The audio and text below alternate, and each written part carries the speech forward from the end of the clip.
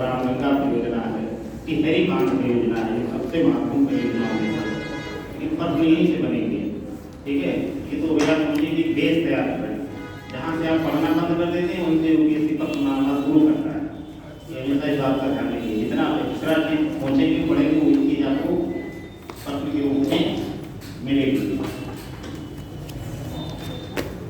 टिहरी बांध परियोजना है, बैठ के हो कोई घूम रहा है, कोई खड़ा है, कोई बैठ रहा है, बैठ लिया तो हम आए 5 मिनट लेटे सर 5 मिनट तो इसे लेट हो जाता है। जैसे हमारी क्लास में थी तो करें हमने चर्चा की थी कि यहीं पे आप 1-2 पेज लिखिए और छोड़ दिया करिए। जो नदी घाटी परियोजनाएं हैं या बहुउद्देशीय परियोजनाएं हैं उनको यहीं पे आप लिख लिया करिए। यहीं पे लिख लेंगे तो याद हो जाएगा। दूसरा लाभ इसका होगा कि उन परियोजनाओं से संबंधित अगर कोई प्रश्न जो आपसे पूछे जाएंगे ठीक है तो वो आप आसानी से कर ले जाएंगे। ठीक है, लेकिन अगर नहीं लिखेंगे तो दिक्कत होगी। जैसे एक परियोजना आपकी उत्तराखंड में है, टिहरी बांध परियोजना। इसमें बहुत बुनियादी यही बन जाएगा कि किस नदी के तट पर अवस्थित है टिहरी बांध परियोजना। कहाँ है टिहरी बांध परियोजना, किस नदी के तट पर अवस्थित है? हाँ, तो बुनियादी नहीं बन जाएगा किस नदी के तट पर अवस्थित है। दूसरा प्रश्न बनेगा कि टिहरी बांध परियोजना जो है विवाद क्या है? हाँ, तो विवाद बहुत सारे हैं। पुनर्वास का विवाद है। ये परियोजनाएं होती हैं वो ऊंचाई बनाई जाती है, जिससे बहुत एक बड़े व्यापक क्षेत्र में जो है 70 मंजिला मकान बना लगे, जितना ऊंचाई बनता है उतना ऊंचाई उसकी है। मतलब 10 किलोमीटर की गिरते में 20 किलोमीटर के आसपास के क्षेत्र डूब जाएंगे। सबसे बड़ा संकट पुनर्वास का है। दूसरा पर्यावरण की क्षति का है। तीसरा भूकंप प्रभावित क्षेत्र में स्थित परियोजना है, वहाँ का भूसंतुलन या स्थायित्व प्रभावित हो सकती है, जिससे भूकंप वगैरह की बारंबारता बढ़ सकती है। सबसे बड़ी समस्या पुनर्वास की समस्या है। कई में लाखों लोगों को आप कहाँ पे बसाएंगे? ठीक है, तो ये सब आपसे मेंस के पैटर्न के प्रश्न बनाए जाएंगे। ठीक है, कि बहुउद्देशीय नदी घाटी परियोजनाएं भारत में पूर्ण रूप से सफल नहीं हो पाती। इसके पीछे कौन कौन सी चुनौतियाँ आप देख पाते हैं, समीक्षा कीजिए। ठीक है, तो वैसे बनाए जाएंगे आपको समझ में आएगा कि क्या इसमें समस्या होगी। यही में आप सारी परियोजनाओं का जिक्र भी कर लीजिए। ठीक है, वो क्लिक कीजिए। इतना आपके पास स्मार्टफोन है तो आप देख सकते हैं। हर नदी जितनी भी आप पढ़ें, हर नदी पे 2-4 परियोजनाएँ आपको जरूर मिलेगी। बड़ी नदियों पे थोड़ा ज़्यादा मिलेगी, छोटी नदियों को थोड़ा सा कम मिलेगी, लेकिन हर नदी पे आपको 5 परियोजनाएँ मिलेगी। क्या क्या लाभ होते हैं इन परियोजनाओं के? बहुउद्देशीय नदी घाटी परियोजनाएँ। भारत के प्रथम प्रधानमंत्री पंडित जवाहरलाल नेहरू ने क्या कहा कि बहुउद्देशीय नदी घाटी परियोजनाएँ आधुनिक भारत की मंदिर। इस कथन के आरोप में बहुउद्देशीय नदी घाटी परियोजनाओं के समक्ष आने वाली चुनौतियों का विश्लेषण कीजिए। ऐसे प्रश्न आपके सामने रखे जाएंगे। ठीक है, किस संदर्भ में उन्होंने कहा था कि आधुनिक भारत के मंदिर, यानी इसके लाभों के संदर्भ में तो कहा होगा। इसके लाभों को देखते हुए कि हमें इसमें बहुत सारे लाभ हैं। ठीक है, तो कम से कम 2-4 लाभ आपको पता होने ही चाहिए। 2-4 लाभ पता हों, चुनौतियाँ 2-4 पता हों आपको, तभी तो प्रश्न उत्तर दे पाएंगे। ये दोनों नहीं पता रहेगा तो आप जो नदी पढ़ेंगे तो यहाँ से प्रश्न नहीं बनते। यहाँ से प्रश्न भी बनेंगे, उसमें भी विश्लेषणात्मक प्रश्न के प्रश्न रहेंगे। पहले बाएं करके प्रश्न पूछेगा कि निम्नलिखित नदियों को उनके उत्पत्ति के संदर्भ में दाहिने से बाएं में जाएगी, या निम्नलिखित नदियों में से कौन सी नदी इस नदी की या गंगा नदी की या महानदी की या गोदावरी की सहायक नदी नहीं है।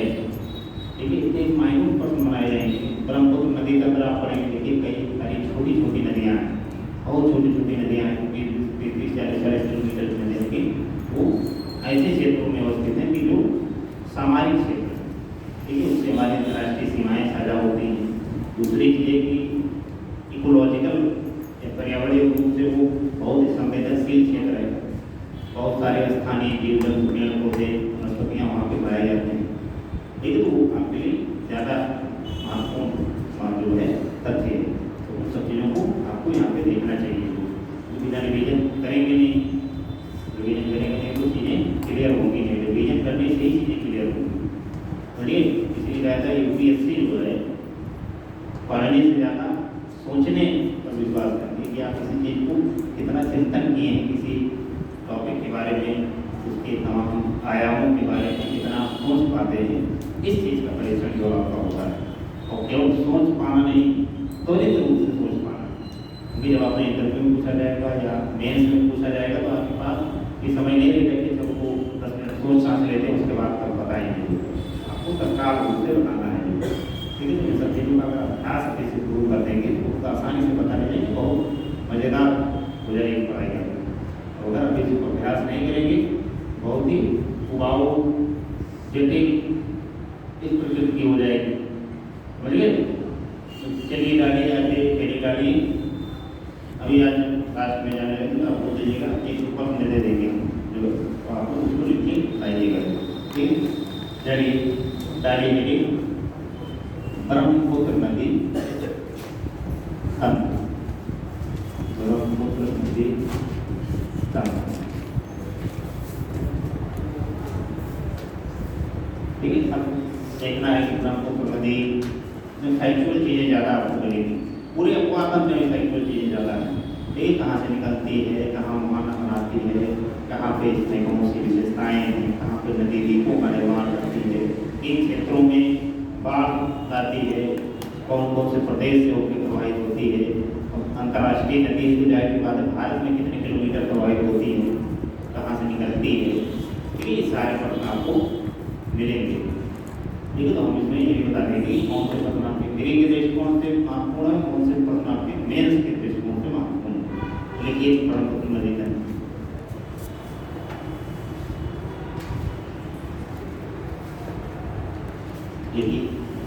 ब्रह्मपुत्र नदी हिमालय के उत्तर में स्थित ब्रह्मपुत्र नदी हिमालय के उत्तर में स्थित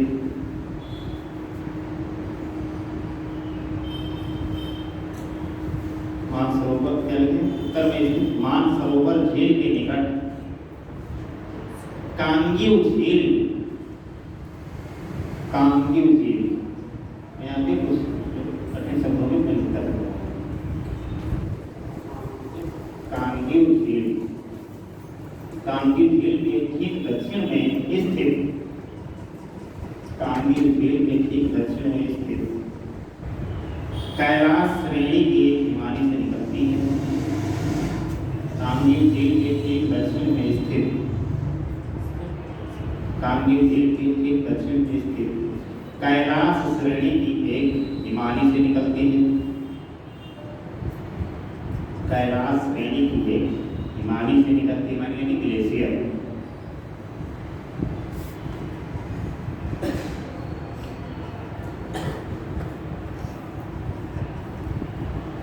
जो कि अंतर्राष्ट्रीय स्तर की नदी है तो ब्रह्मपुत्र तो नाम इसका और जहाँ से निकलती है वहाँ होगा नहीं, क्योंकि क्योंकि अलग अलग भाषा है तो भाषा के रूप में शब्द भी अलग अलग हो जाएंगे। ठीक है, तो लिखो आगे। तिब्बत में इसे, तिब्बत में इसे यारलुंग जांगपो, सांगपो एवं Yarlung, Yarlung Jangpo, Yarlung Jangpo, Jangpo के नाम से जाना जाता है। दोनों नाम है, लेकिन कोई भी आपको पूछा जा सकता है।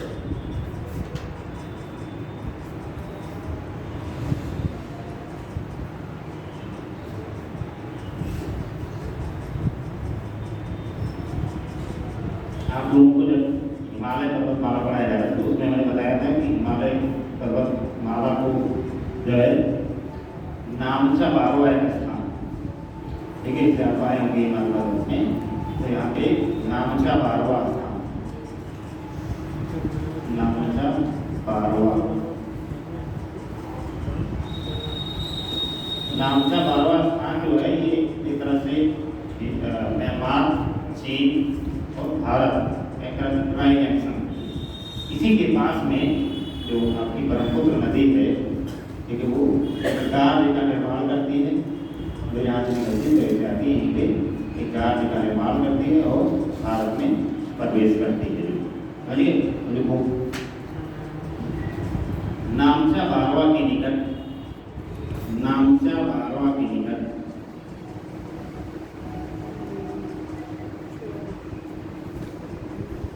नामचा 12वां के निकट हिमालय को काटती हुई, हिमालय को काटती हुई गहरे गार्ज का निर्माण करती है, गहरे गार्ज का निर्माण करती है, गहरे गार्ज का निर्माण करती है,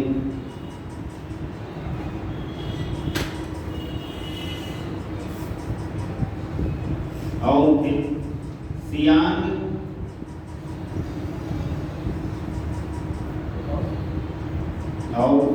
सियांग तथा सिहांग के नाम से, सियांग या सिहांग के नाम से, सियांग या सिहांग के नाम से भारत में प्रवेश करते हैं। पहले इसको सियांग कहा जाता है, भारत में जहाँ प्रवेश करते हैं, उसके बाद में इसको सियांग सिहांग कहा जाता है।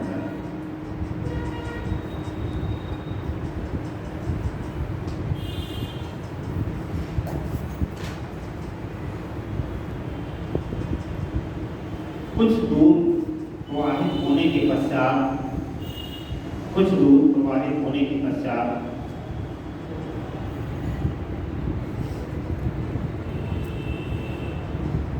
दक्षिण पश्चिम दिशा में करीब कुछ दूर प्रवाहित होने के पश्चात दिवांग एवं लोहित नामक, दिवांग एवं लोहित नामक दो सहायक नदियां, दिवांग एवं लोहित नामक दो सहायक नदियां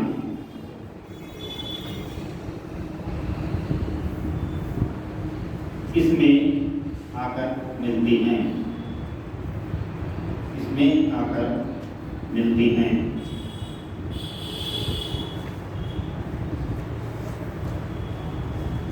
दिवांग और लोहित इसकी प्रमुख सहायक नदियां हैं।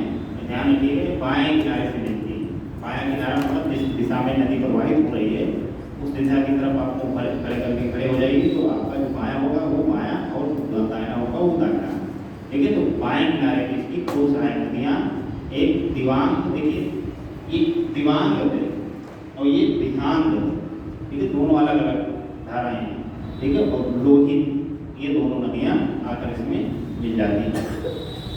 देखिए आगे, इन नदियों, इन सहायक नदियों के मिलने के पश्चात इसे ब्रह्मपुत्र के नाम से जाना जाता है। इन दो सहायक नदियों के मिलने के पश्चात इसे ब्रह्मपुत्र के नाम से जाना जाता है।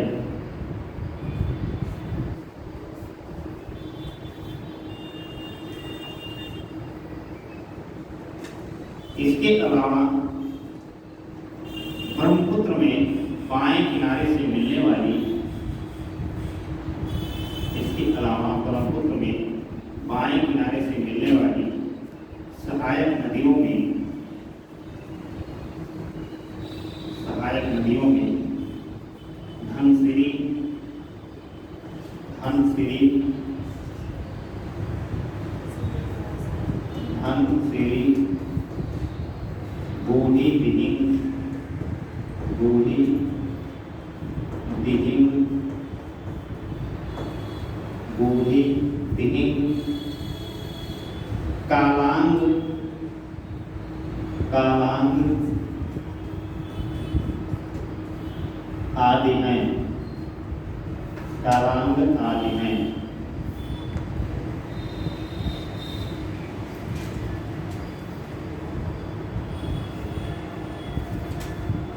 यानी ब्रह्मपुत्र नदी की जो बाएं किनारे से मिलने वाली नदियों में है, ठीक है, उसमें आपकी दिहांग एवं लोहित, कालांग, धनसिरी, बूढ़ी दिघी, ये नदियां क्या है बाएं किनारे से इसमें मिलती चली जाती है। मुख्य रूप से असम में सारी नदियां मिलती हैं।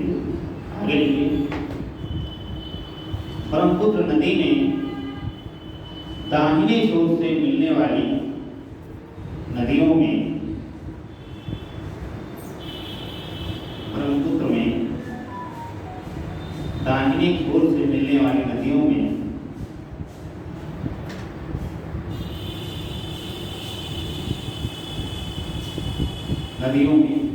सुबनसिरी, सुबनसिरी, मैं लिख दे रहा हूँ, सुबनसिरी,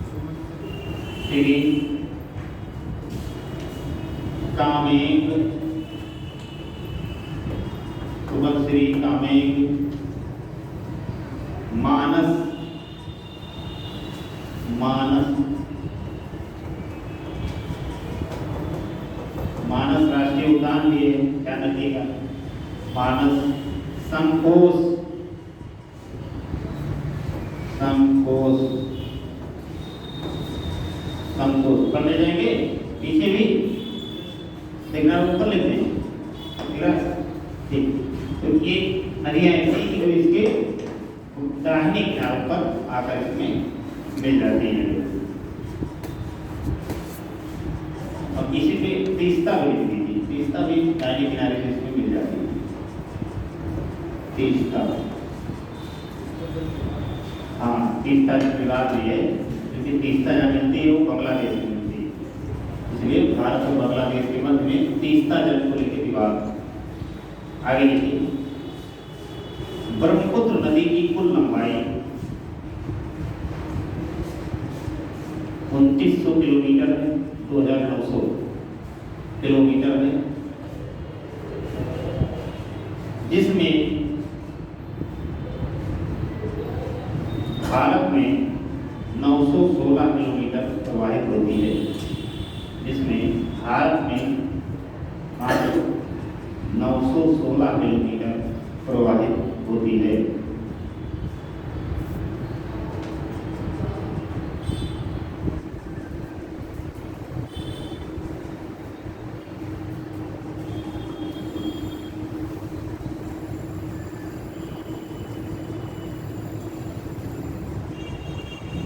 ये ब्रह्मपुत्र नदी के संबंध में जो उसकी परिचय था वो था, फिर पूरा इसमें और बचा, उसको भी लीजिए कि पैराग्राफ चेंज कर लीजिए।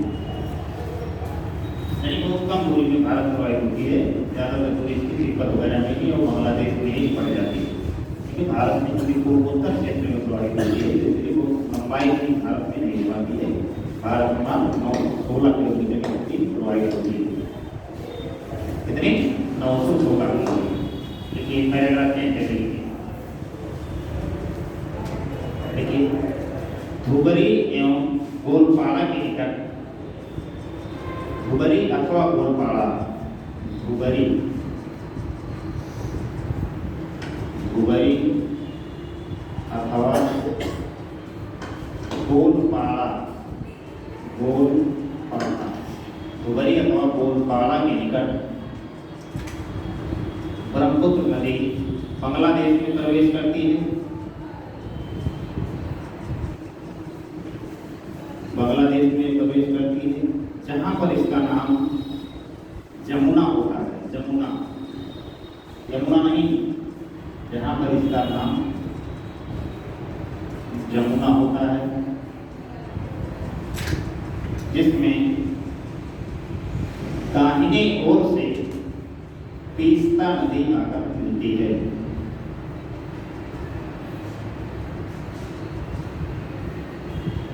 जिनमें तीस्ता नदी दाहिने से आकर मिलती है।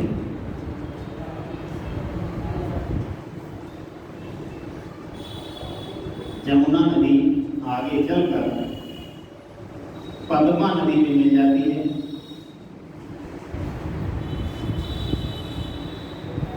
पद्मा किसका नाम है? हाँ, ध्यान रखिएगा। गंगा जब लोग पढ़े थे तो उसमें बताया था कि जो गंगा नदी है वो पश्चिम बंगाल में दो भागों में बढ़ जाती है। एक का नाम हुगली रहता है, एक भागीरथी के नाम से जो है अलग हो जाती है इसकी शाखा। और वो जब बांग्लादेश में प्रवेश कर जाती है तो उसका नाम मेघना हो जाता है। और इधर से जमुना नदी जो है, जिसका ब्रह्मपुत्र का नाम है जमुना, जमुना में तीस्ता जो मिल जाती है, उसके आगे जाने के बाद फिर पद्मा नदी जो गंगा की शाखा है वो दोनों एक साथ में मिल जाती है। तब इसका नाम जो हो जाता है मेघना। तब लड़कियों के नाम पे है पद्मा, मेघना, जमुना। ठीक है, तो मेघना के नाम से ही बंगाल की खाड़ी में अपना मुहाना बनाती है। ध्यान रखिएगा, ये एक्चुअल प्रश्न है क्योंकि एक बार एग्जाम में पूछा गया है। ठीक है, लिख लीजिए आगे क्या लिखे हैं? तीस्ता आकर मिलती है, जमुना आगे जाकर पद्मा में मिल जाती है,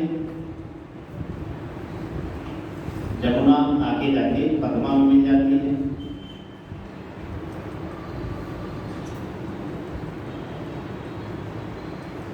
तथा उसके आगे ये या मेघना के नाम से बंगाल की खाड़ी में अपना मुहाना बनाती है।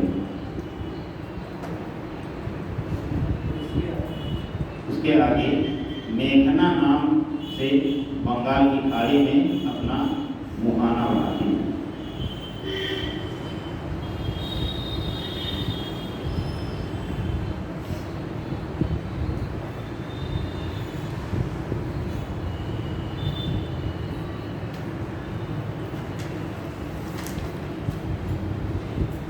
ठीक है,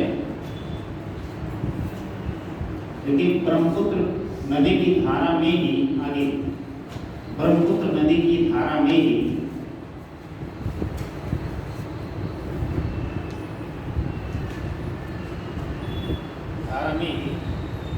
असम में विश्व का सबसे बड़ा नदी द्वीप, विश्व का सबसे बड़ा नदी द्वीप, विश्व का सबसे बड़ा नदी द्वीप माजुली अवस्थित है। माजुली अवस्थित है।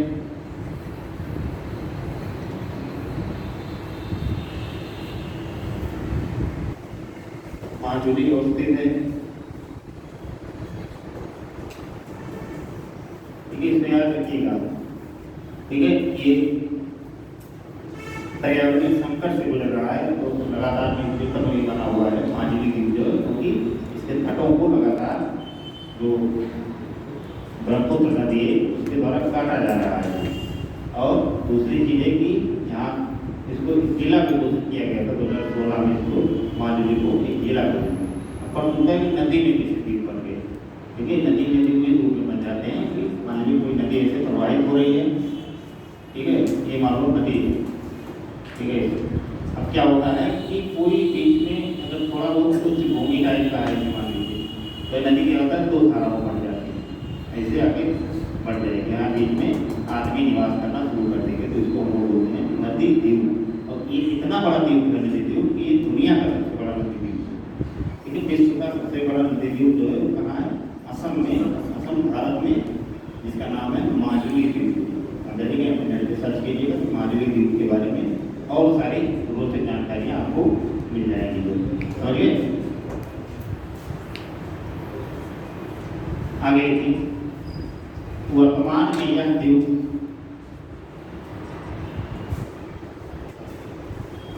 नदी के कटाव के कारण संकट में है। नदी के कटाव के कारण संकट में है।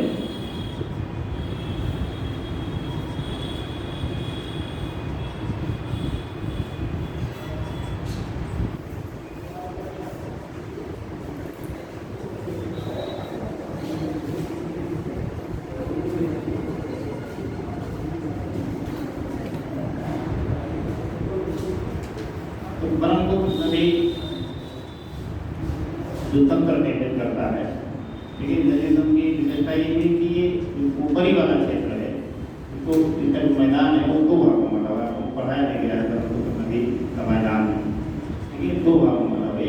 उत्तरी मैदान ऊपर के क्षेत्रों में, ठीक है, तो वहाँ पे वाटरफॉल और इस प्रकार की गतिविधियाँ ज़्यादा नहीं, मनोरम दृश्य आपको ज़्यादा देखने को मिलेगी। और जो निचला हिस्सा है दक्षिणी मैदान ब्रह्मपुत्र का मैदान, ये होता है बाढ़ से पीड़ित। प्रत्येक वर्ष जो ऊपरी क्षेत्रों में अधिक ढाल के कारण वहाँ पानी ज़्यादा रुकता नहीं, वहाँ कटाव ज़्यादा होता है। और निचले क्षेत्रों में, खास करके असम के क्षेत्रों में, डुगरी के आसपास में सारे क्षेत्रों में यहाँ पे जल अधिक होता है और लगभग प्रत्येक वर्ष प्रायः कह लीजिए, ठीक है, यहाँ पे बाढ़ की स्थिति प्रत्येक वर्ष पैदा होती है। तो ये मैदान बनाया गया था, ब्रह्मपुत्र का मैदान, गंगा नदी का मैदान, राजस्थान पंजाब का मैदान पढ़ाया गया है ना, लेकिन उसको रिविजन करने के लिए कैसे जान पाएंगे, लेकिन उसमें उत्तर और दक्षिण मैंने विभाजित करके मंगवाया। बाकी और नदियों से संबंधित यहाँ के कई बार प्रश्न पूछे गए। 2020 के पीरियड में भी प्रश्न पूछा गया है ब्रह्मपुत्र की सहायक नदी के संबंध में, ठीक है, संकोच, सुबनसिरी, कामेंग, लोहित, इन सारी नदियों के संबंध में कई बार प्रश्न जो है आपसे पूछे भी गए हैं और भविष्य में पूछे भी जाएंगे। यहाँ पे एक चीज़ और लिखवाते हैं, लिख लीजिए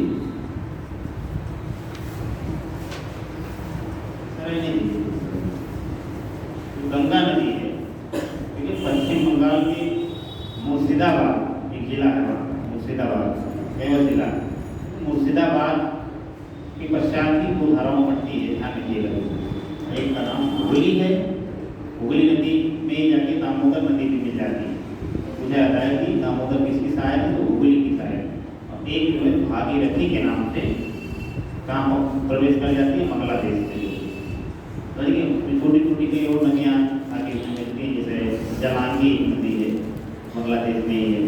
और इन सारी नदियों के दोनों के मिलने के स्थान पे जिस डेल्टा का विकास हुआ है, सुंदरबन डेल्टा का विकास हुआ है।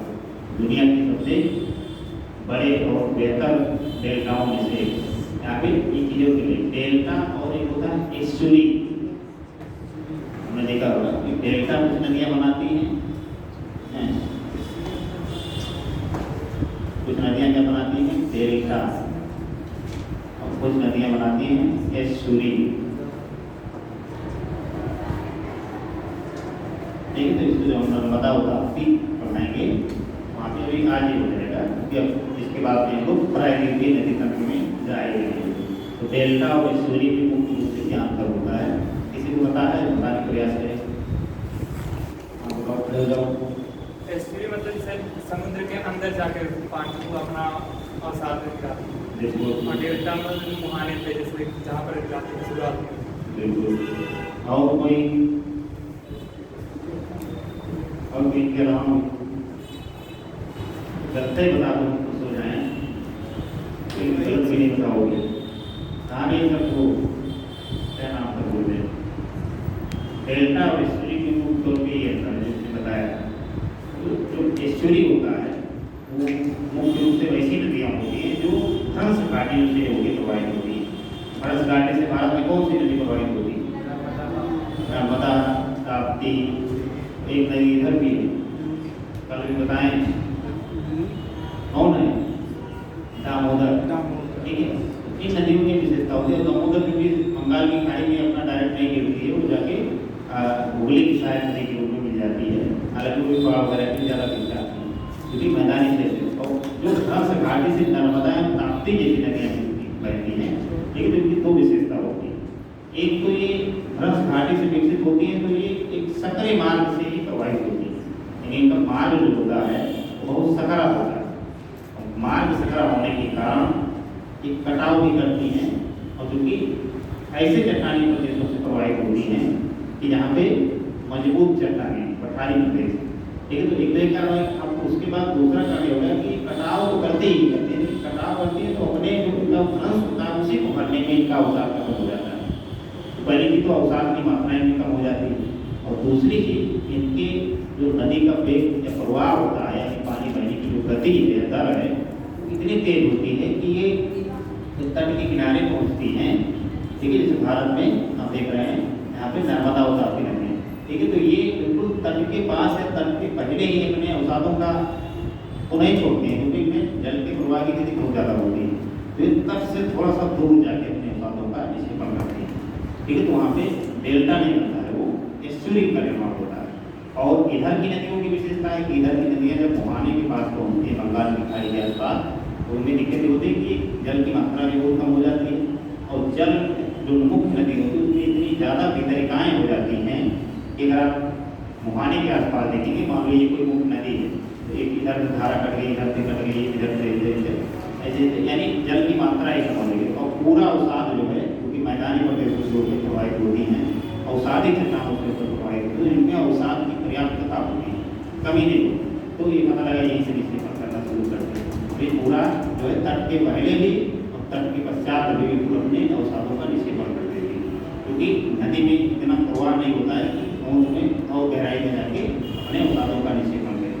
और डेल्टाई प्रदेश में जो नदियाँ वो करें, जो हंस घाटी से होकर प्रवाहित होने वाली नदियाँ हैं, नर्मदा एवं ताप्ती, उनकी विशेषता ये है कि वो सकरे मार्ग से हंस घाटी से होकर प्रवाहित होती हैं, कटाव भी करती हैं, तो जो उनका अवसाद होता है वो उनकी हंस घाटी को भरने के लिए पर्याप्त हो जाता है, अवसाद कम होता है, और चूँकि उनकी धारा कम होती है, यानी सकरे मार्ग से प्रवाहित होती है।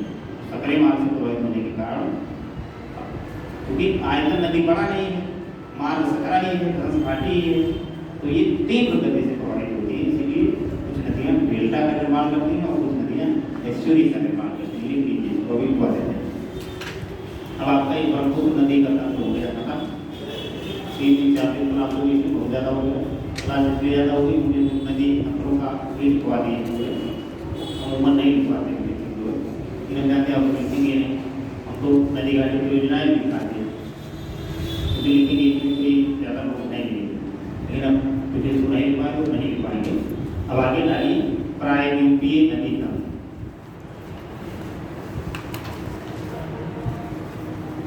प्रायद्वीपीय नदी तंत्र देखिए, हिमालयी नदी तंत्र की तुलना में, हिमालयी नदी तंत्र की तुलना में, हिमालयी नदी की तुलना में प्रायद्वीपीय नदी तंत्र प्राचीन है।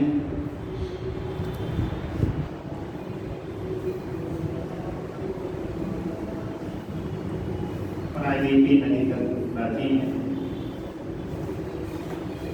पश्चिमी घाट पर्वतमाला, पश्चिमी घाट पर्वतमाला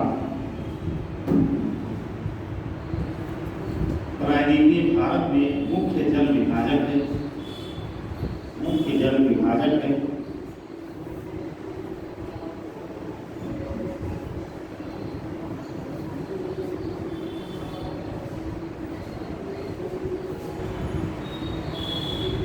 प्रायद्वीपीय अर्थात पूर्व या दक्षिण पूर्व की ओर है, पूर्व एवं दक्षिण पूर्व की ओर, पूर्व एवं दक्षिण पूर्व की ओर है, जिस कारण से अधिकांश नदियां पश्चिमी घाट पर्वतमाला से निकलकर पूर्व की ओर प्रवाहित होती हैं, जिससे अधिकांश नदियां पश्चिमी घाट पर्वतमाला से निकलकर पूर्व की ओर प्रवाहित होती हैं।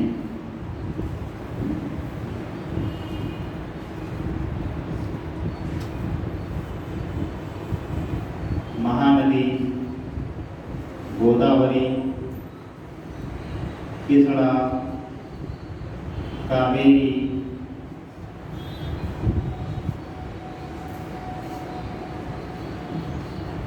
जैसी नदियां पूर्व की ओर की प्रवाहित होकर कृष्णा, महानदी गोदावरी, कृष्णा, कावेरी जैसी नदियां पूर्व की ओर ही प्रवाहित होकर बंगाल की खाड़ी में अपना मुहाना बनाती हैं,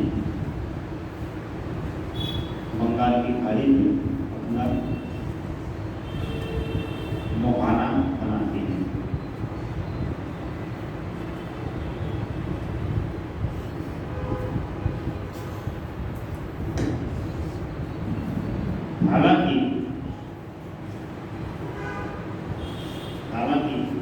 नर्मदा एवं ताप्ती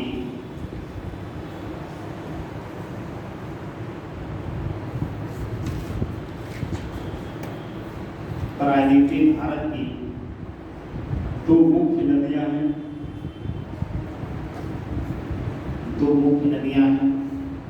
जो अपवाद स्वरूप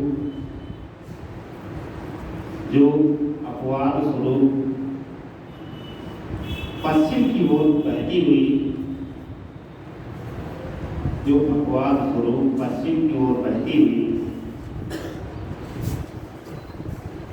अरब सागर में अपना मुहाना बनाती हैं।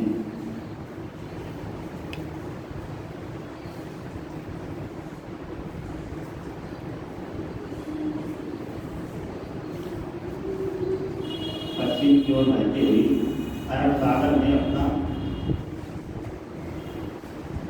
मुहाना बनाती हैं। इसका मुख्य कारण इनका भ्रंश घाटी से होकर बहना है। इसका मुख्य कारण भ्रंश घाटी से होकर इनका बहना है।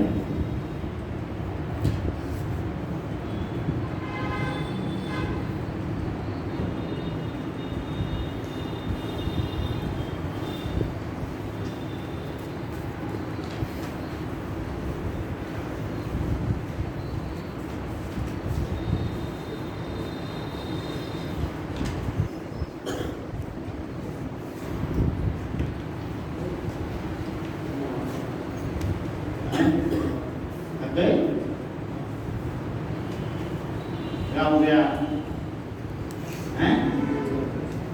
क्या तो नहीं यार ये दिक्कत है, ना कुछ हो रहा है ना कुछ नहीं हो रहा है, समझ नहीं आ रहा है कि होगा क्या। यानी इतनी बातें आप समझ गए कि जो प्रायद्वीपीय नदी तंत्र है, ठीक है, उसकी प्रकृति जो है पूर्व एवं दक्षिण पूर्व दिशा की तरफ इसमें भाग पाया जाता है। यानी पूर्व एवं दक्षिण पूर्व का कहने का मतलब ये हो गया, पूर्व और दक्षिण पूर्व कहने का मतलब ये हो गया कि जो ढाल है या तो पूर्व दिशा की ओर और या तो दक्षिण पूर्व। इसी प्रकार से प्रायद्वीपीय भारत की समग्र नदियों का जो है पूरा क्रम पाया जाता है। दूसरी एक चीज आप समझ गए होंगे कि पश्चिमी घाट में पर्वतमाला है, ठीक है, ये प्रायद्वीपीय नदी तंत्र में एक प्रमुख जल विभाजक के रूप में। जल विभाजक का मतलब कि ऐसी उच्च भूमि जो किसी भी क्षेत्र में के अपवाह तंत्र को दो भागों में विभाजित करते हैं, ठीक है, बीच में कोई ऐसी उच्च भूमि हो उभर आए, ठीक है, कि जो वहाँ के जो जल प्रवाह हैं या अपवाह तंत्र हैं, ठीक है, उसको दो भागों में विभाजित करते हैं। अब ढाल जो कि इसका प्रायद्वीप के पश्चिमी घाट के इधर जो है पूर्व या दक्षिण पूर्व की दिशा में है, और कुछ नदियां ऐसी हैं जो छोटी नदी है, जैसे करीब साबरमती नदी है, नर्मदा है, ताप्ती है, ये सब नदियां लेकर प्रवाहित हो जाती हैं अरब सागर की खाड़ी में। और कुछ जो है छोटी छोटी नदियां हैं, केरल में है, यहाँ है, ठीक है, वो क्या करते हैं पश्चिमी घाट से निकल के बहुत कम दूरी में प्रवाहित होकर अरब सागर में अपना मुहाना बनाती हैं। बाकी अधिकांश नदियां हैं जैसे महानदी, गोदावरी, कृष्णा, कावेरी, वैगई, इस प्रकार से तमाम नदियां हैं जो पूर्व या दक्षिण पूर्व की दिशा में अपना मुहाना बनाती हैं। दूसरी बातें समझिए। चलिए कुछ नदियों का हम इसमें चर्चा भी करते हैं।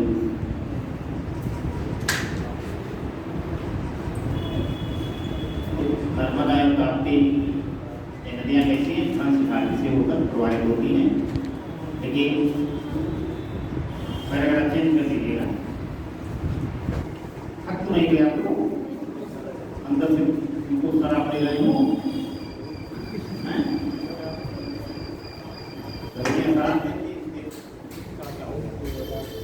शराब देती हैं तो थक जाएंगे, मिल नहीं है थोड़ी पढ़ाई माता नहीं है भूख लगा लड़की करिए आएंगे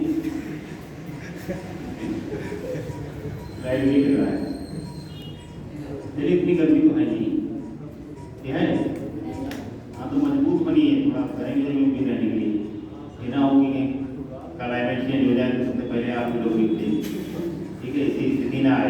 कोविड में हुआ वो नहीं आती।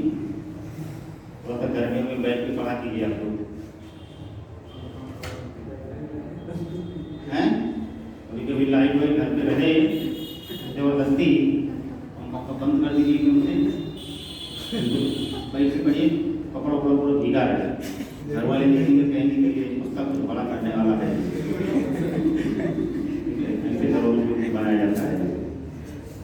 पता लगे 2 दिन बाद बीमार हो गए, 3 दिन अस्पताल में भर्ती रहे, सारी पढ़ाई निकल गई। ठीक है, तो मिला की बात है कि प्रकृति से नहीं लड़ना, ठीक है, लड़ना कि थोड़ा बहुत करना है, नहीं मर जाना है।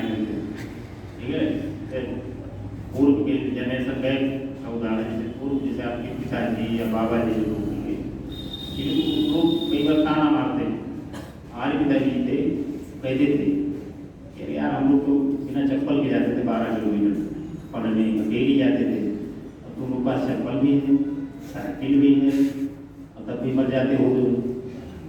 ठीक है, इसी प्रकार से बहुत सारी चीज़ों का हम लोग तो जो है ये कर डालते थे, वो कर डालते थे। तो उस समय के हिसाब से प्रकृति बदलती है, उसी के हिसाब से आदमी बदलता है। तब आदमी थोड़ा मजबूत थे, खान पान उस समय का बेहतर था, सावा कोदो ये सब चीज़ खाते थे। अब क्या खाते हैं? चाउमीन, बर्गर, पिज्ज़ा, ठीक है, हर चीज़ बदल गई। यहाँ तक कि बच्चों के खिलौने में भी परिवर्तन आ गया। हम लोग छोटे थे तो हम लोग मेला जाते थे, ये तो मेले में क्या ले जाता था? मिट्टी के खिलौने मिलते थे। ठीक है, मिट्टी के खिलौने, मिट्टी का घर में जो चटिया उटिया होता था वो मिलता था, मिट्टी के हाथी घोड़े ये सब मिलते थे। बहुत अधिकांश अगर अत्याधुनिक खिलौनों में कुछ मिलता था तो छोटी छोटी जीप उप टाइप की कार वाले मिल जाते, जो बहुत महंगी कुछ देते ही नहीं थे वाले, और ज़्यादा बहुत ज़्यादा कपड़े भी देते थे। लेकिन अब क्या है, अब भैया बच्चे सब नॉर्मल चीज मांगते ही नहीं, रिमोट वाली कार, रिमोट वाला ट्रैक्टर, जेसीबी। हमारा लड़का है वो पापा जेसीबी लेके आओ, रिमोट वाली सामान लेके जाओ, जो हाथ से चलाया तो वो लेगा ही नहीं, पापा नहीं रिमोट वाला जो बटन पे चलता है। ठीक है, मतलब कम से कम 8-10 तो इस तरीके की जो रिमोट से सेल से इस तरीके से चलने वाले हैं। तो अब उसमें भी परिवर्तन आ गया। अब मिट्टी खिलौना किसी बच्चे दे दोगे तो पहले ये तो आज के गार्जियन देंगे, अरे कपड़े लपेट लेगा, खा लेगा, ये हो जाएगा, वो हो जाएगा। तो अब सारी चीज़ बदलेगी तो भाई बदलेगा ही, तो उसको एक्सेप्ट करना चाहिए। नहीं अब आज जैसे पता लगे कहो कि नहीं हम 12 किलोमीटर पैदल चले हैं, बिना चप्पल के चले हैं, और कपड़ा हमारे पास इतने रहता था। तो आज के समय एक दिन पता लगे कोई कपड़ा मिल गया, किसी दिन पहनोगे खुद ही बदबू करेगा, कहीं खड़े हो जाओगे, 4 आदमी मेरे आएंगे अलग से, बहुत पिछला आदमी है, नहाता धोता भी नहीं है, कपड़ा वपड़ा भी साफ नहीं पहनता है। पहले ऐसा नहीं था, पहले आदमी सह लेते थे, ठीक है। इसलिए देखिए उसका भी तोड़ तमाम स्प्रे ये वो उपलब्ध है हमारे में।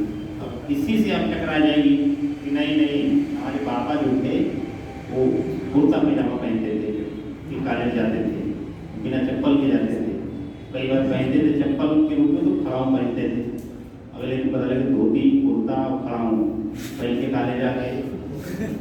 हम बिल्कुल नहीं बदलेंगे, हम उसी तरह रहेंगे। ठीक है, क्योंकि पूरा कॉलेज पढ़ाई वढ़ाई नहीं करेगा, आप लोग देखेगा।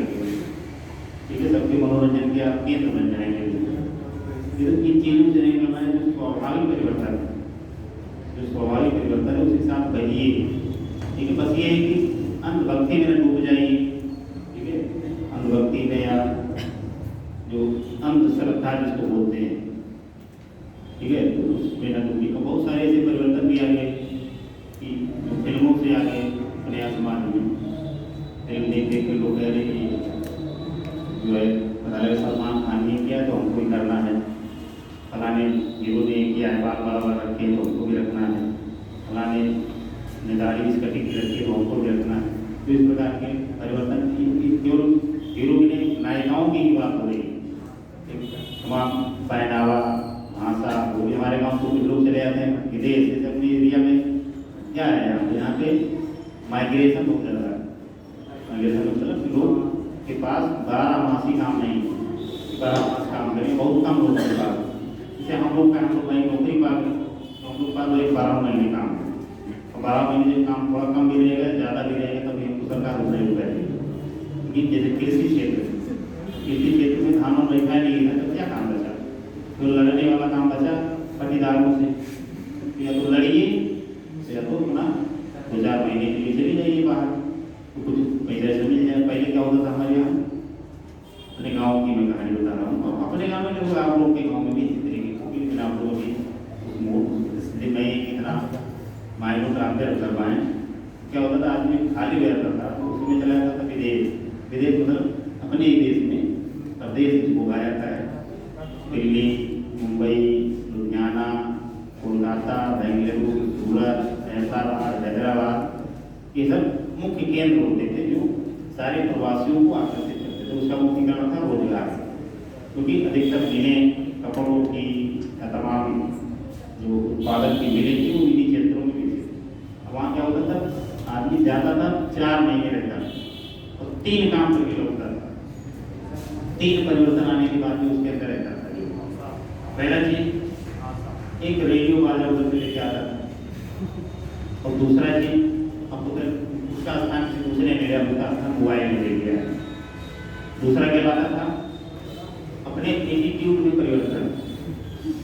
एटीट्यूड में परिवर्तन कैसा, कपड़ा वपड़ा पहनने में थोड़ा कटा पिटा, कहीं कहीं गाने पटवाली और भाषा, तेरे को मेरे को, प्रकार की भाषाएं सामान्य रूप से मिल जाएंगे। तो कोई थपड़िया नहीं देगा करके क्या भांति हो, ये कौन सी भाषा हो, तेरे को मेरे को, और यहाँ का संस्कार है बड़ों को आप कहिए, जो समकक्ष है उनको आप कुछ भी कहिए, नाम भी लेके कह सकते हैं।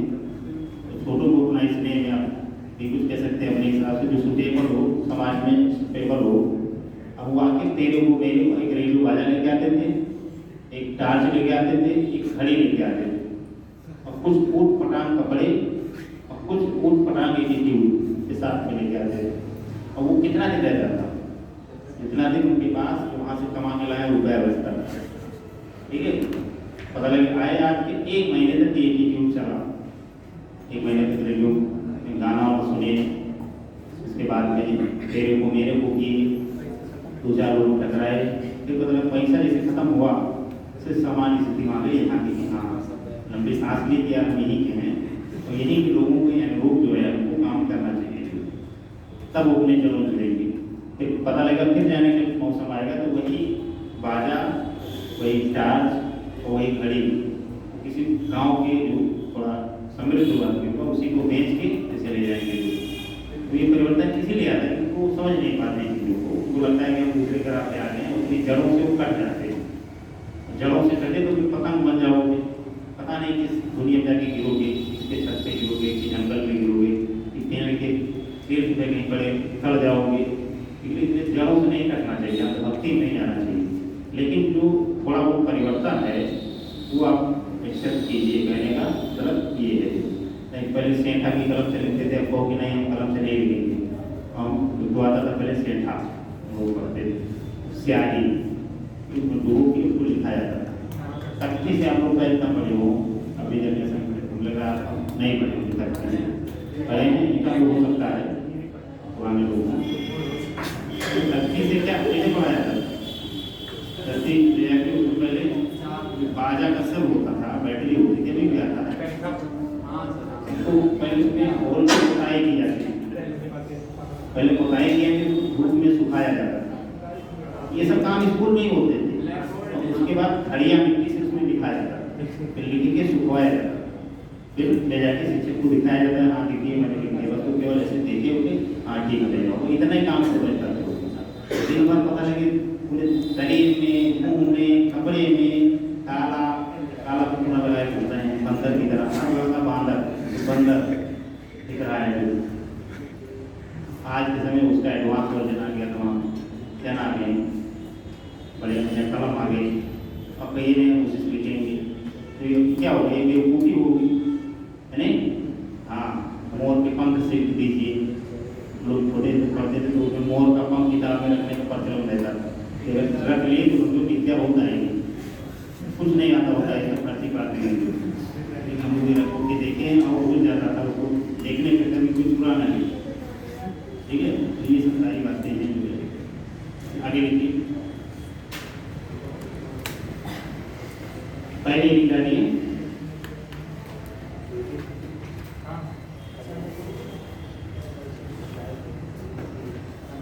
पहले निकालिए गोदावरी।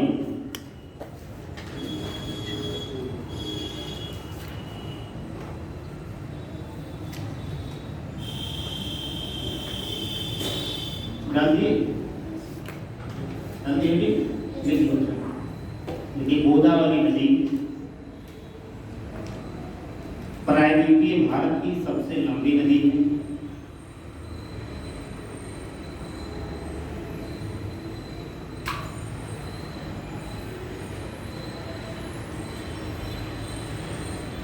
प्रायद्वीपीय भारत की सबसे लंबी नदी है।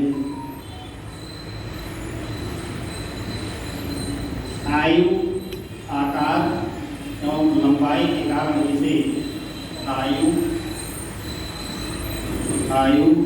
आकार एवं लंबाई के कारण इसे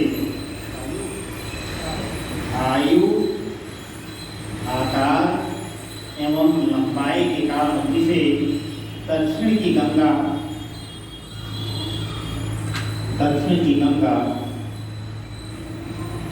या कृत गंगा के उपनाम से जाना जाता है। दक्षिण की गंगा या कृत गंगा के नाम से उपनाम से जाना जाता है।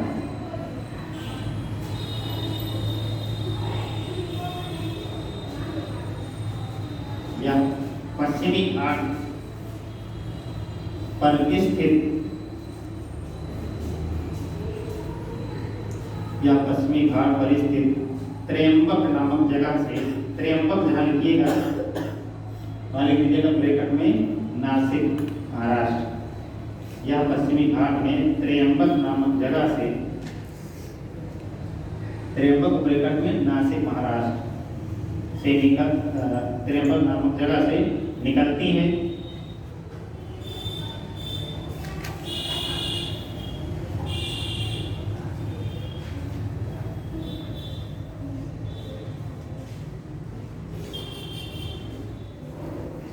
और पूर्व की ओर बहते हुए बंगाल की खाड़ी में अपना मुहाना बनाती है।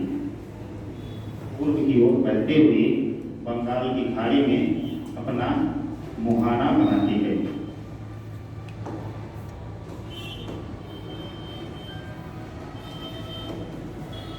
त्र्यंबक की जो है नासिक जिला जो है महाराष्ट्र, नासिक महाराष्ट्र। देखिए कुंभ का आयोजन भी होता है नासिक में, ठीक है, जिसको ध्यान रखिएगा। क्या लिखे हैं?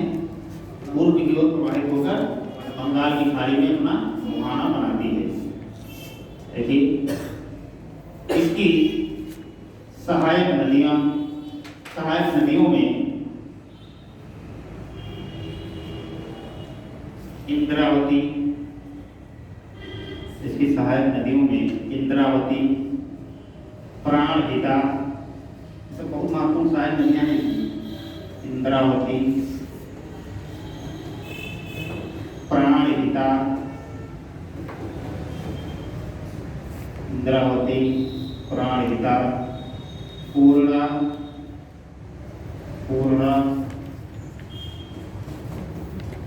रुधना,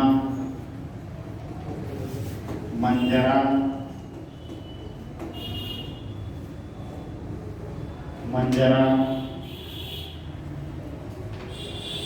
आदि हैं।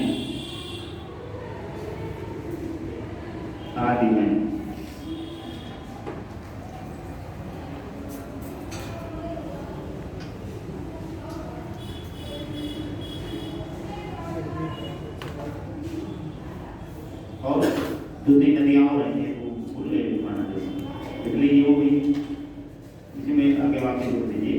इसके अलावा बेनगंगा, वर्धा,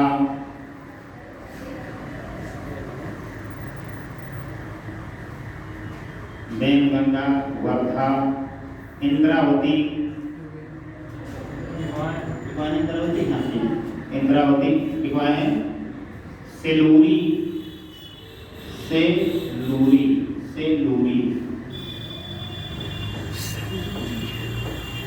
सेलूरी, कौन सी है? पेन गंगा लिखे हैं। पेन गंगा एक है, पेन गंगा है, दोनों अलग है। ये दोनों गोदावरी साइड में है। पेन गंगा, पेन गंगा। मंजरा लिखे होंगे, दुधना लिखे होंगे, बस ठीक है, आ रही है। दूसरी नदी ला लो, गोदावरी। हो गया सर। गोदावरी बड़ी लगती थी। एक भाई के साथ बोला कि पूछते हैं यहाँ समझ में आया कि नहीं आया, हमारे वाले बोलते हैं, कुछ बोलते नहीं, कहते हाँ हम लोगों को आवाजें नहीं आती। एक समय गलत बोल दिया, जैसे मैं कई बार क्लास में कह देता हूँ, सुबह को शाम बोल देता हूँ, ये हमको पीएम बोल देता हूँ। कई लोग तुरंत देख के बुझाते तक कैसे, मतलब मेरे कहाँ ये कैसे इतनी बड़ी गलती कैसे, सब एक ही हो जाएंगे। चलिए आगे, दूसरी नदी लिखी केसड़ा। केसड़ा ये भी प्रायद्वीपीय भारत की बड़ी नदियों में है, लेकिन पूर्व की ओर बहने वाली, ज्यादा नहीं लिखेंगे, दो चार चार बातें लिखिए। पूर्व की ओर बहने वाली केसड़ा प्रायद्वीपीय भारत की दूसरी सबसे लंबी नदी है। पूर्व की ओर बहने वाली केसड़ा प्रायद्वीपीय भारत की दूसरी सबसे लंबी नदी है।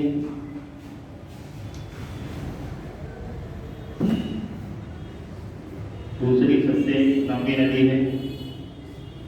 यह पश्चिमी घाट पर स्थित महाबलेश्वर से निकलती है। महाबलेश्वर स्थित महाबलेश्वर से निकलती है। महाबलेश्वर से निकलती है। तुंगभद्रा एवं भीमा, तुंगभद्रा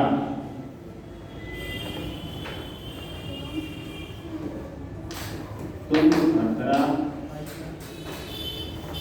एवं भीमा, भीमा भीमा बहुत महत्वपूर्ण प्राय नदियां पूछी जाएंगी आपसे कि भीमा निम्नलिखित में से किसकी सहायक नदी है, जब तक इनसे नाम लिख लेगा। भीमा इसकी प्रमुख सहायक नदियां हैं। इसकी प्रमुख सहायक नदियां हैं। इसके अलावा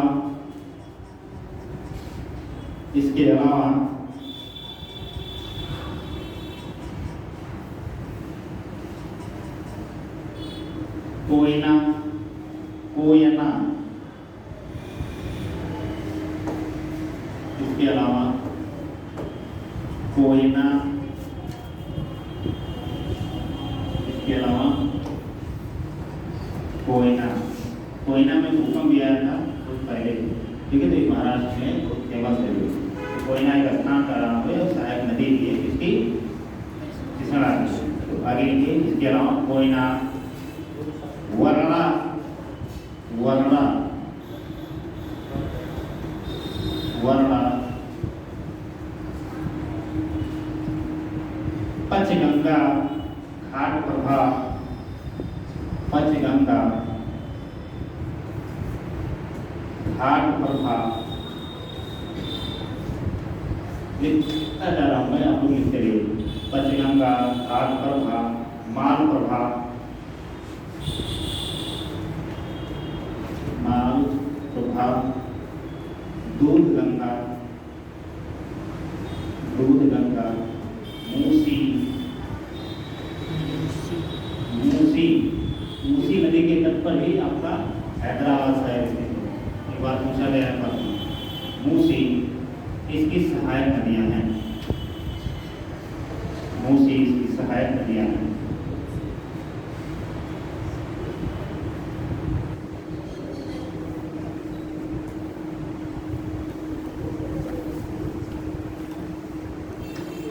अगली नदी का नाम लिखिए। नहीं गलत बोलेंगे, भगवान नहीं गलत बोलेंगे, हमने गलत बोलेंगे तो बताते हैं। अगली नदी कौन सी होगी? महानदी, ऊपर फूट गई, उसको लिखियो। ये भी बहुत महत्वपूर्ण नदी है, नाम इसका महानदी, नदियों में महानदी। ठीक है, तो ये महानदी अमरकंटक के सिहावा, अमरकंटक के सिहावा महानदी, अमरकंटक के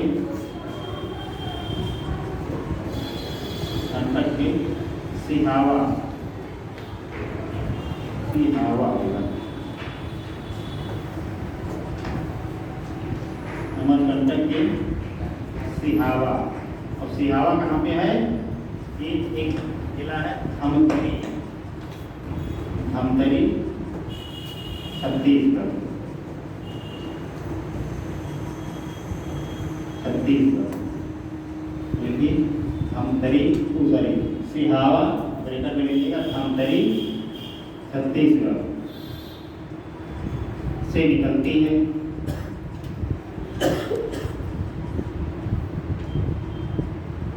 अमरकंटक से 2-3 नदियाँ निकलती है, नर्मदा, ताप्ती, महानदी, यानी ऐसा क्षेत्र है यहाँ से 2-3 तरफ नदियाँ वहाँ से निकलती हैं। जैसे ध्यान रखिएगा, क्या लिखे हैं?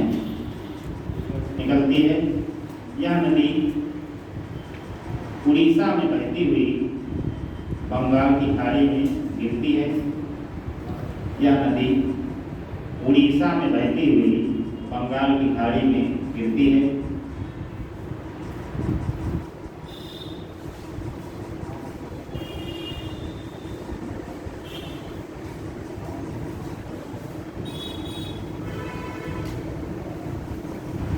इसकी सहायक नदियों में शिवनाथ, इसकी सहायक नदियों में शिवनाथ, शिवनाथ,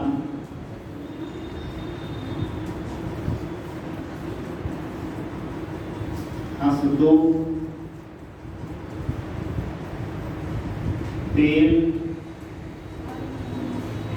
शिवनाथ, हसदो, तेल, जोखिम, जोखिम,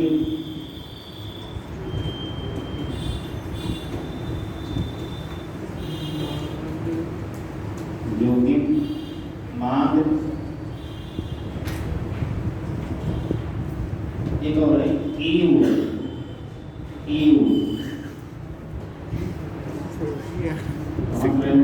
क्या मैं हुआ रहे हैं सर, ये सब पूछे गए प्रश्न में, यूपीपीसीएस में कई बार पूछा है कि तेल निम्नलिखित में से किसकी सहायक नदी है? नाम थोड़ा पूछा है, सामान्य है। ठीक है, तेल किसकी सहायक नदी है? जो कि क्योंकि जब आप बहुउद्देशीय नदी घाटी परियोजनाएं करेंगे, आपको पूछा जाएगा, उसमें पूछा जाता है कि निम्नलिखित में से किस नदी पे है अवस्थित। ठीक है, तो मतलब नदी का नाम नहीं सुने पढ़ेंगे। दूध गंगा, दूध गंगा किसकी सहायक नदी है?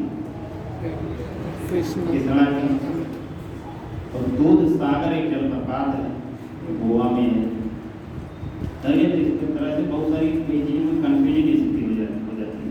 जैसे एक नदी है काली सिंध, वो किसकी सहायक है? चंबल नदी की।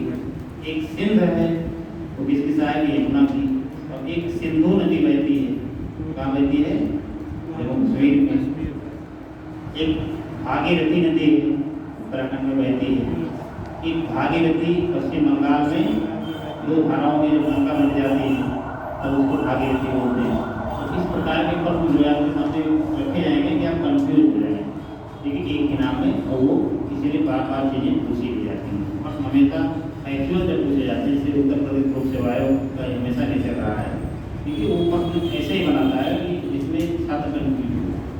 ठीक है, वहीं से जहाँ भी आपको दिख जाए कि हाँ यहाँ पे थोड़ा बहुत कन्फ्यूजन है, वहाँ से पक्का बनाएगा प्रश्न जाने। उसका नेचर, यूपीएससी का नेचर ये है, बच्चे ने बढ़िया से पढ़ा है कि नहीं, जहाँ तक पढ़े वहाँ से पूछेंगे कुछ और उसमें रीजनिंग लगा देंगे। तो जो में आधा पूछे तो उसके रीजनिंग बेस्ड होते हैं। ठीक है, किसी का उत्तर से दक्षिण पूछ लेगा, किसी का अंतिम पूछ लेगा, किसी का पहला पूछ लेगा। ठीक है, किसी की सहायक नदियों का नाम लिख देगा, वैसी ही सहायक नदियाँ ढूंढ के लाएगा कि ये 2-2 किलोमीटर की नदी है, इसका नाम ही नहीं लिखा पड़े नहीं मिलेगा। बहुत ही भूगोल पूरा पर डालेंगे, अपवाद अंत पर डालेंगे, लेकिन कहीं नाम है PhD का डालेंगे तब उसका नाम देंगे भगवान ये सूट कहाँ से आया, तो वो वहाँ से खोद के खनगी निकाल के डालते हैं। तो ध्यान रखिए कि कम से कम अगर खोद खनगी निकालें तो एक आध ऑप्शन अगर आपका गड़बड़ाता है, लेकिन जब आपके सामने 4 ऑप्शन होते हैं, ठीक है, तो आप इस दुविधा में हैं कि 4 में से अगर आपको 2 ऑप्शन आ रहे हैं तो ये संभावना है कि आप उस प्रश्न को कर ले जाएंगे। लेकिन उसको रिमूव करेंगे तो आप 50-50 में पहुँच जाएंगे। 50-50 में चांस है कि भाई 50% सही हो ही सकता है, ये बात नहीं ज़्यादा संभावना। तो चारों ऑप्शन अगर आपको नए लगते तो आपके लिए संकट होगा। और UPSC में जो प्रश्न पूछा जाता है कथन बेस्ड ज़्यादा होते हैं, ठीक है। जैसे लिखिएगा प्रायद्वीपीय नदियों में कृष्णा नदी के संबंध में निम्नलिखित कथनों पर विचार कीजिए। कथन बनाएगा पहला, यह पश्चिम दक्षिण या दक्षिण पश्चिम दिशा में प्रवाहित होती है। यानी अब आप इसने पूरे प्रायद्वीप के ढाल से संबंधित कथन। अगला कथन बनाएगा, यह बंगाल की खाड़ी में अपना मुहाना बनाती है। तीसरा कथन उसमें सहायक नदी का जोड़ देगा कि फला फला फला नदी इसकी सहायक नदियाँ, उसी फला फला में एक नदी कृष्णा या गोदावरी का भी लिख देगा सहायक नदी, लेकिन हम आप अंतर नहीं कर पाएंगे। तीनों ऑप्शन आपको लगे हाँ यार नहीं जो है, इसे तो उर्दू में पढ़ाए थे, हाँ दक्षिण पश्चिम दिशा से कुछ कहे थे, पूर्व पश्चिम कहे थे, उत्तर पूर्व कहे थे, तो आप मान लेंगे कि यहाँ सही। लेकिन अगर आप ये क्लियर हैं कि नहीं पूर्व या दक्षिण पूर्व इसी दिशा में प्रायद्वीप की अधिकांश बड़ी नदियाँ प्रवाहित होती हैं, अपवाद के रूप में नर्मदा, ताप्ती को छोड़ के, तो आप पहला ऑप्शन रिमूव हो जाएगा। यानी आपके पास 2 तथ्य हैं।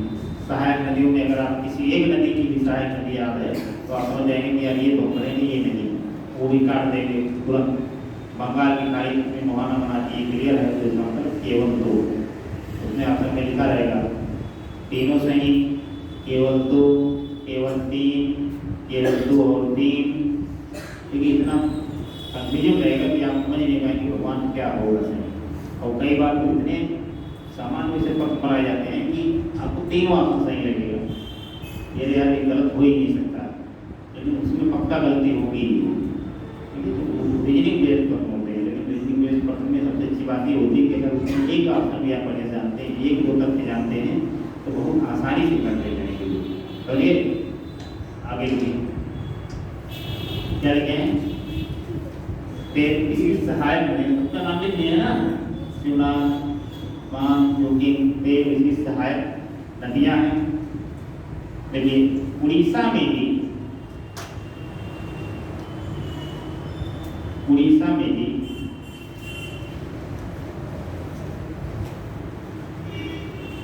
ब्राह्मणी एवं बैतरणी अन्य 2 छोटी एवं महत्वपूर्ण नदियां भी प्रवाहित होती हैं। बैतरणी एवं ब्राह्मणी, बैतरणी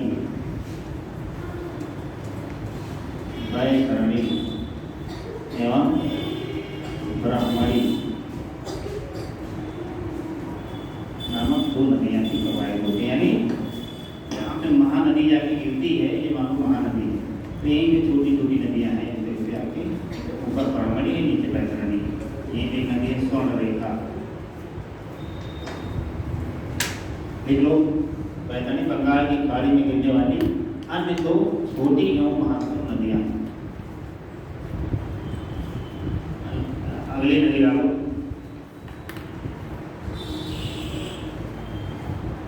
अगली नदी डालो कावेरी। कावेरी बहुत महत्वपूर्ण नदी है। देखिए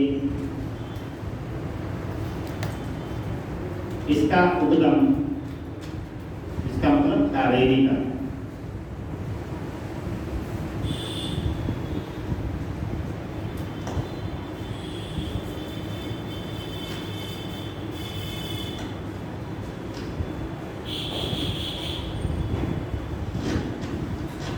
कावेरी प्रायद्वीप की महत्वपूर्ण नदियों में सम्मिलित है। महत्वपूर्ण इसलिए क्योंकि पहले तो ये विवादित नदी है, कई राज्यों में इसके जल को लेकर, जल के प्रयोग को लेकर विवाद की स्थिति।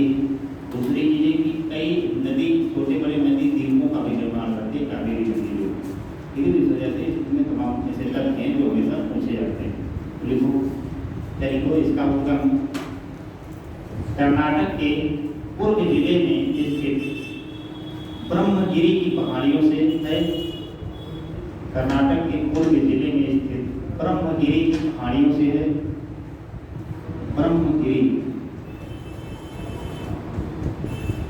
ब्रह्मगिरी की पहाड़ियों से है। ब्रह्मगिरी की पहाड़ियों से है।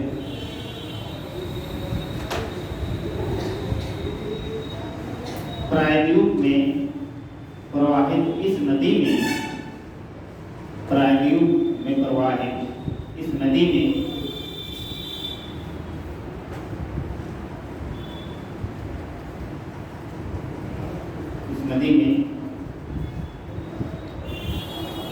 हमेशा जल उपलब्ध रहता है। इस तरह की वर्ष भर जल का प्रवाह बना रहता है। प्रायद्वीप की इस नदी में वर्ष भर जल का प्रवाह बना रहता है, क्योंकि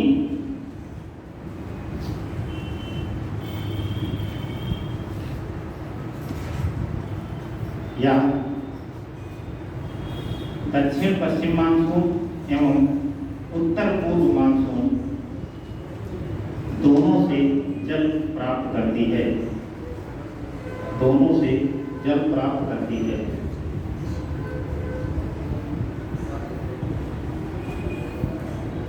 विवाद की मुख्य जड़ यही है।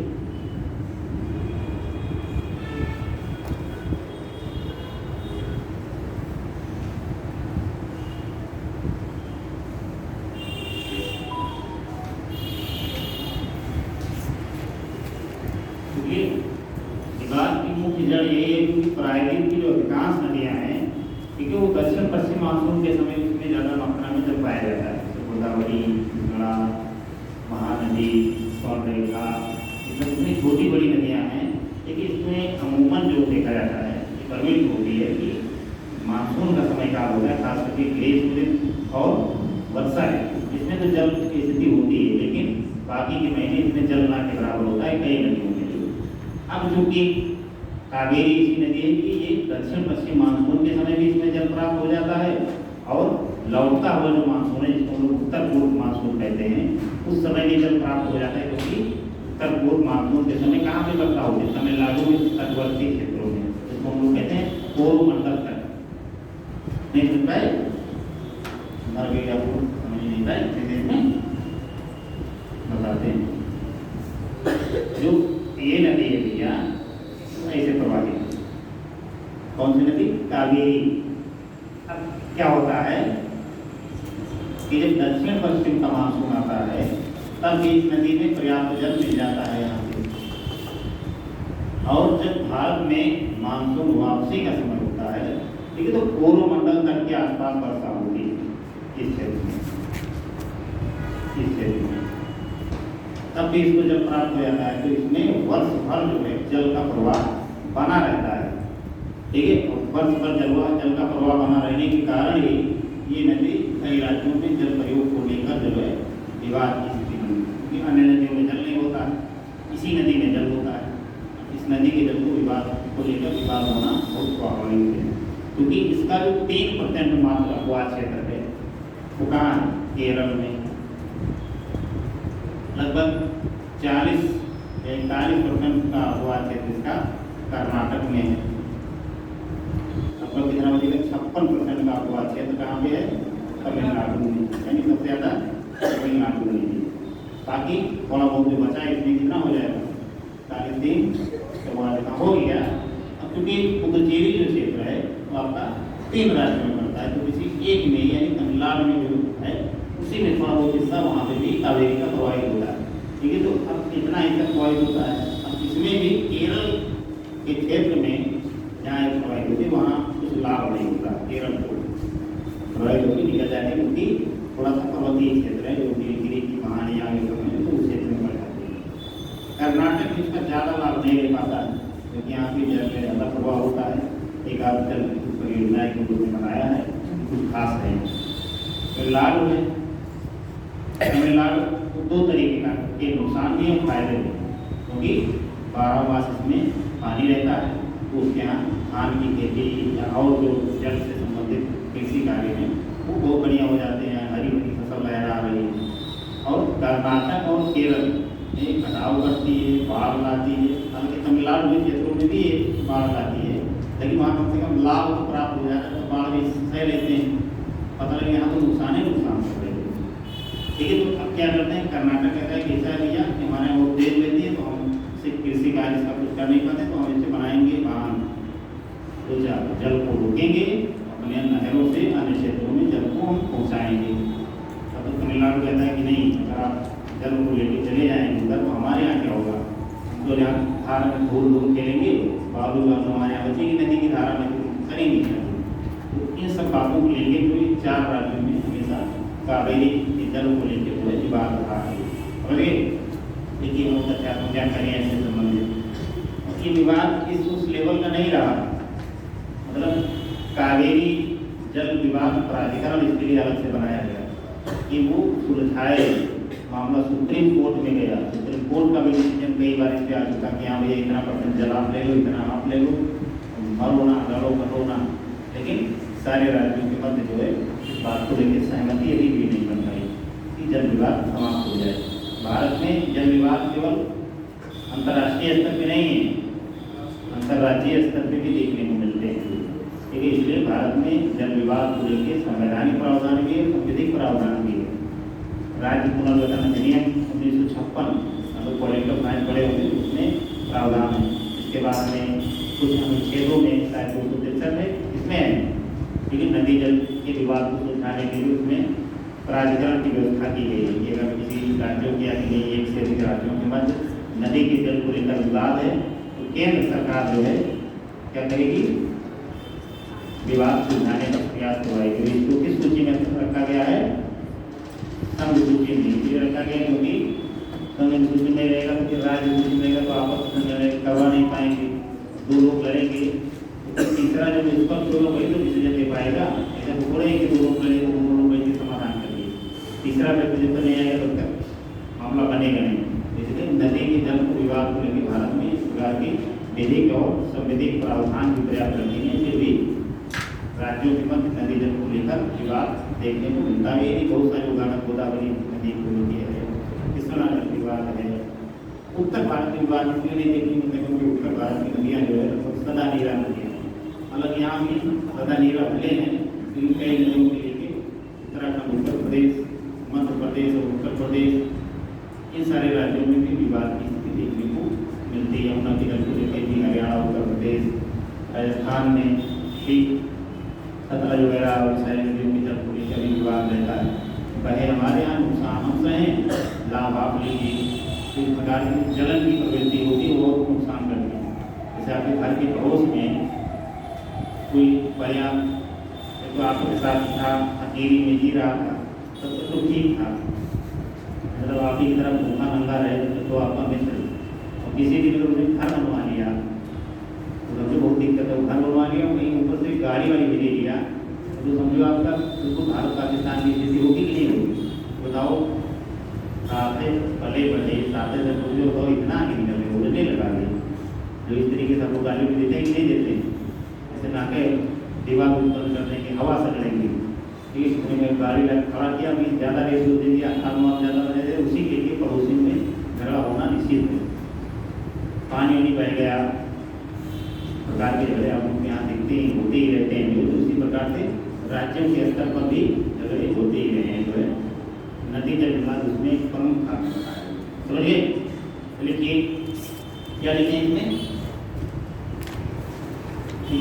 दक्षिण पश्चिम और उत्तर पूर्वी मानसून दोनों से जल प्राप्त करता है। ये बात समझ गए हैं नहीं? हैं? देखिए वो नहीं समझ पाए, कई लोग नहीं समझ पाए, समझ गए? समझ गए समझे भैया? क्या नाम है बताओ, क्या समझे? उत्तर पश्चिम क्या बोले, दक्षिण पश्चिम और उत्तर पूर्व, जल प्राप्त करता है, इसका क्या मतलब हुआ?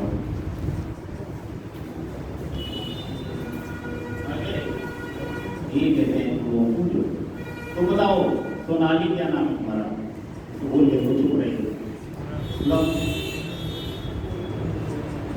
हाँ बोलो, बताओ समझी कि नहीं? क्या नाम है? नाम भूल जाते हैं। सोनाली, सोनल, सोनल, सोनल बताओ। हैं? ये तो नहीं पता कि मैं कथा सुनने आती हो।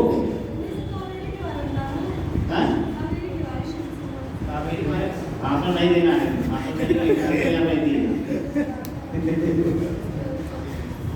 काफी टैलेंटेड ये बात नहीं है, भाषण वगैरह अच्छा देती है, मेहनत करती है, क्लास में ध्यान नहीं रखती, देती है कि यहाँ कोई समझे कि नहीं समझे। भी 2 बार बता चुके हैं कि देखो कभी जानते हैं कि इसको नहीं समझ में आएगा, तो इसको समझ में आएगा ये भी चेहरे के एक्सप्रेशन से पता ही चल जाता है। ठीक है, तो ये सब स्टोरी आप पूरा कीजिए, जाना सुनने को मिली। दक्षिण पश्चिम मानसून और उत्तर पूर्व मानसून, ये तो समझती हो? हैं? आप लोग समझिए? हैं? अगर समझिए, हम लोग रेगुलर वाले समझ जाते हैं, जो रेगुलर छात्रों में तो लोग काफी सब समझिए। चलो बैठ जाओ। क्या हो गया? अरे फिर से रिपीट करने तो हमको रिमोट कंट्रोल कार बना दी हो, जब बटन दबाओ चलिए एक बार फिर से बताएं।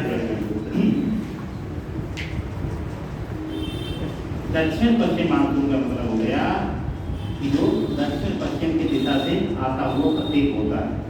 लेकिन मेरा उत्तर दक्षिण समझ रही हो? क्या हो गया? टाइम हो गया।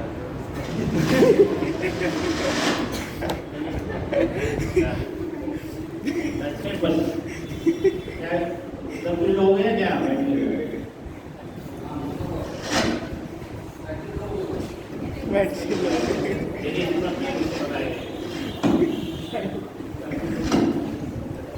दक्षिण पश्चिम यानी इसमें उत्तर दक्षिण और पूर्व पश्चिम समझ रही हो कि नहीं समझ रही हो? समझिए कौन सा इसमें उत्तर? तो मान नहीं पूछ रहे हैं, ये वाला उत्तर है कि ये वाला उत्तर है कि ये है कि ये उत्तर कौन सा है? ये वाला है?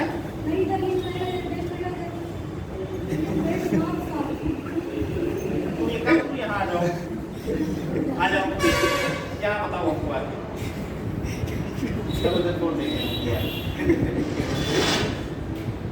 यानी ये आपका है पश्चिम, ये आपका है पूर्व, यही बता रहे थे ना? हाँ, उत्तर ये है और ये आपका है दक्षिण। अब जो मानसून जिस समय इधर की हवाओं से वर्षा भारत में, ठीक है, तो यहाँ पे भी ऐसे मान लो जैसे यहाँ पे समझाए हैं, इस दिशा में जा रही है दक्षिण पश्चिम, यानी दक्षिण और पश्चिम के बीच से आते हुए प्रतीत हो रही है। तो इस समय वर्षा भारत में जब होती है जुलाई से लेकर लगभग अगस्त सितंबर तक वर्षा होती है। तो इसमें कोई रही थी 3 दिन पहले, 2 दिन पहले निकला है, और इतनी वर्षा हुई है, मर गए, पर्सन जो है समझ ही नहीं पाए क्यों हो रही है। तो इस समय जो वर्षा होती है या दक्षिण पश्चिम की वर्षा, एक वर्षा क्या होती है जब ये मानसून लौटता इधर, जब थोड़े मानसून आ गया तो लौटते हुए मानसून के समय बंगाल की खाड़ी से आर्द्रता ग्रहण करके पूर्व मंडल तट के पास, यहाँ से लेकर और यहाँ तक, इस तट का नाम है पूर्व मंडल तट। पूर्व मंडल तट के आसपास के प्रदेशों में यहाँ वर्षा होती है थोड़ा बहुत, ठीक है। तो इसलिए कहा जाता है दक्षिण पश्चिम मानसून और उत्तर पूर्व मानसून, इन दोनों के समय कावेरी नदी में जल प्राप्त हो जाता है, ठीक है। इसलिए इसमें वर्ष भर जल का प्रवाह बना रहता है। ये बात बताएं आप, क्या बताएं? इतनी बात समझ नहीं पाए बताइए आप, ठीक है। टाइम हो गया है, और खत्म करते हैं इसको, रहने कल चलो अच्छा टाइम हो गया, आप लोग थक जाते होंगे, समझ रहे हैं भाई, काफ़ी कितने आते होंगे, और आप लोगों को ज़्यादा तो हम ही थक जाते हैं। चलिए अर्थ लिखिए।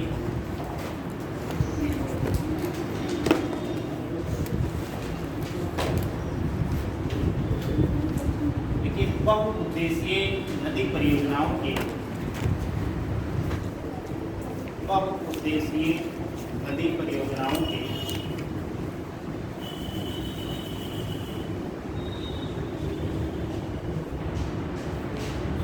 लाभ एवं चुनौतियों पर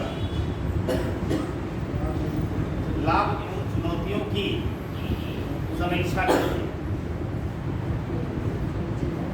लाभ एवं चुनौतियों की समीक्षा कीजिए। देते हैं तो हम लिखते नहीं, ज़्यादा हो जाता है। एक ही देखते हैं क्या होते हैं? नहीं ठीक है, बस ठीक है। चलो एक लिख के लाओ, कल लिख के लाओ, बाकी तो प्रश्न था नहीं उसे लिखो। जाए चलो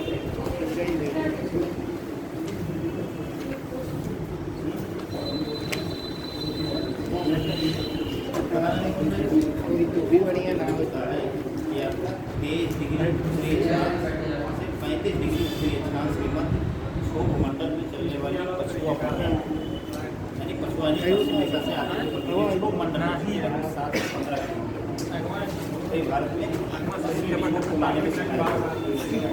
भारत में ध्यान नहीं देता।